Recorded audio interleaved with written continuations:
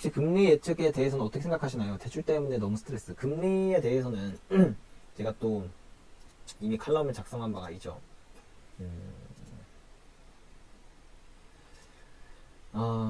금리 인상 언제 할까? 이 칼럼을 제가 작성을 했었는데 요즘 이제 금리 인상 이야기가 많다 보니까 그럼 이제 통화 정책에 대한 사이클을 제가 여기다 적어드렸는데 혹시 이거 보셨나요? 제 칼럼? 네, 보시면은 보통 경제 위기가 발생을 해요. 경제 위기. 경제 위기가 오면 이제 통화 정책이 금리를 먼저 인하한다. 금리를 인하하고 그 다음에 이걸로도 안 되면 양적 완화를 한다. 양적 완화를 해요. 그래서 이걸로도 안 되면 이제 저거래 가죠. YCC. 네, 이런 메커니즘을 갖게 되는데 사실 이거는 네, 완전 진짜 최후의 수단이긴 하고 이런 걸 갖게 되는데 그러면은 이제 경제 위기를 이제 어떻게 이겨냈다면 경제 회복이 될 거 아니에요. 회복은 이거의 역순으로 가요. 역순으로.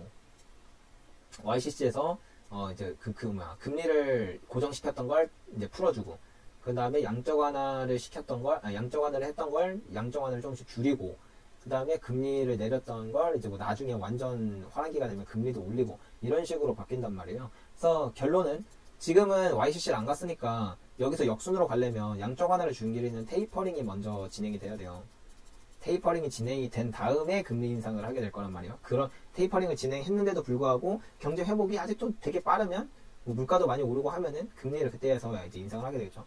그런 걸로 봤을 때 테이퍼링이 언제 있을 거냐. 그거를 이제 전문가들이 예측하는 것들을 다 모아서 보면 적어도 올해 4분기 2021년 4분기에 이제 테이퍼링이 있을 거라고 예상을 하거든요. 테이퍼링. 그러면은 이게 4분기에 나오면 그 다음에 금리 인상을 언제 할 수 있냐? 그럼 이제 과거를 보면 테이퍼링이 이제 2013년 12월에 이제 발표를 했었는데 2015년 12월, 그러니까 정확히 2년이 지난 후에 이제 금리 인상을 했었단 말이에요. 그러니까 이 테이퍼링이 시작하고 나면 전에는 이제 2년이라는 그 시간이 걸려서 이제 금리 인상을 했다는 거죠. 그럼 2021년 4분기에 테이퍼링을 했다면 2023년 4분기에 금리 인상을 할 수 있다고 보는 게 맞겠죠. 근데 만약에 이게 좀 빨라진다고 하더라도 뭐 테이퍼링을 하고 바로 금리 인상을 할 수는 없으니 이게 순차적으로 이루어져야 되다 보니까 뭐 2년 전에는 2년이었지만 좀 해서 뭐 1년 6개월 만에 이렇게 하게 된다면 뭐 2022년 뭐 2분기나 뭐 이렇게 될 수도 있겠죠. 그래서 결론은 사실 결론은 그 애초에 연준이 2023년까지 금리 안 올리겠다고 했잖아요. 근데 저 테이퍼링을 발표하는 대충 그 시점을 예측해보고 금리를 생각해봐도 2023년 말이나 말쯤? 중순에서 말쯤은 되어야 금리를 올릴 만한 그런 시점이 되기 때문에 굳이 그러면은 뭐 2023년 2분기쯤에 그냥 금리를 좀 올릴 필요가 있어 보인다라는 생각을 하더라도 연준이 하더라도 굳이 자기가 뱉은 말을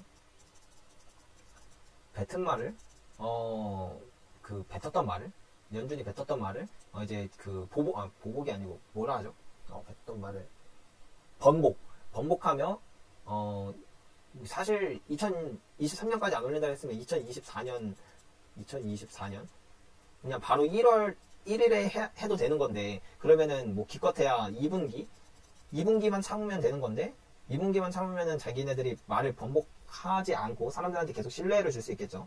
근데 굳이 이거를 할 이유는 없지 않을까, 굳이 연준이. 그러면 그냥 2023년 까지는 금리를 올릴 이유는 저는 아무리 봐도 절대 없다고 보여져요.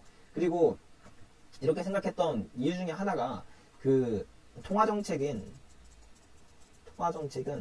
총 두 가지로 분류할 수 있거든요. 크게 분류를 하면 전통적인 거랑 전통적 통화정책과 이제 비전통적인 이제 통화정책이 있어요. 전통적인 거는 당연히 금리를 조절하는 거죠. 금리를 올리고 내리고 이게 전통적인 통화정책이고 이제 비전통적인 거는 이제 포워드 가이던스 그 다음에 양적 완화 엄청 많아요. 여기서는 YCC도 당연히 있고 주식 매입도 있고 회사채 매입도 있고 엄청 많은데 그 중에서 가장 맨 처음 시행했던 게 이제 포워드 가이던스예요. 그러니까 이것도 순차적으로 일어나게 되는 거죠. 처음에 금리를 오르고 내리고 하다가, 그러니까 내려주면서 이제 경기를 부양하다가 더 이상 내릴 금리가 없으면 이제 여기 있는 이 정책들 중에서 그래도 좀 가장 약한 것들부터 천천히 시행을 하는 거란 말이에요. 그래서 이제 포워드 가이던스는 이제는 그냥 어느 순간부터 그냥 무조건 밑밥으로 깔고 가는 거예요. 근데 얘가 뭐냐면 미리 앞으로 있을 통화 정책에 대해서 말해주는 거. 그러니까 앞으로 우리 금리 안 올릴 거야. 앞으로 우리 어떻게 양적 완화를 할 거야. 이렇게 우리 한 1년 뒤쯤에 금리 인상할 것 같아. 아마 그럴 것 같아. 약간 이런 식으로 미리 그 시장 참여자 모든 참여자한테 이야기를 해주는 거거든요. 그럼 포워드 가이던스라는 건 가장 여기서 핵심은 투자자들, 시장 참여자들, 한번 좀 정리 좀 할게요. 포워드 이거 좀 이걸로 쓰면서 할까요? 포워드 가이던스의 핵심은 시장 참여자들로 하여금 신뢰를 주는 것. 이게 무슨 말이냐면 결국은 내가 한 말을 정말 지키는 거. 이게 핵심이란 말이에요. 그러니까 포워드 가이던스라는, 만약에 내가 한 말을 내가 안 지키면, 연준이 한 말을 연준이 안 지키면 시장 사람들이 연준이 만약에 연준이 우리 내년쯤 금리 올릴지도 이렇게 얘기를 했는데 그런 시장 참여자, 그러니까 연준이 이래놓고 금리 안 올려요. 그러면은 시장 참여자들 중 연준 말만 믿고 금리 인상에 대비했던 투자자들은 큰 손실과 함께 엄청난 배신감을 느끼고 다시는 연준의 말을 안 믿게 된다. 그러면 이렇게 되면 연준의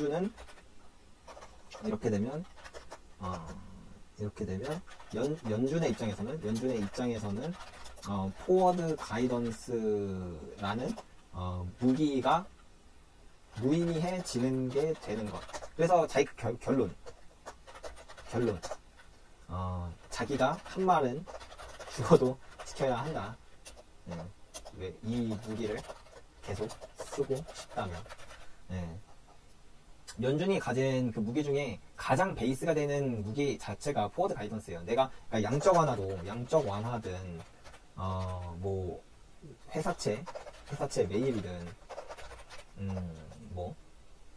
또 뭐가 있을까요? YCC든 주식 매입이든 이런 여러 가지 다양한 통화 정책이 효과를 내려면 그 포워드 가이던스가 가장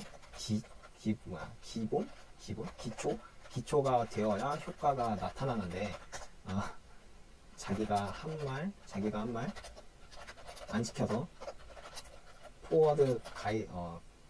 자기가 한 말 안 지켜서 사람들이 연준의 말을 안 믿기 시작하면 시장은 연준은 연준의 존재 자체가 의미가 없어지는 게 되는 것. 이렇게 되기 때문에 연준은 자기가 한 말을 무조건 지킬 수밖에 없어요. 이 포워드 가이던스라는 걸 시작한 순간부터. 그래서 저는 그렇기 때문에 금리는 제가 생각했을 때 금리는 2023년 이후에 그러니까 한마디로 말하면 2024년부터 올릴 수가 있지 않을까라고 생각해 볼 수 있겠죠. 네.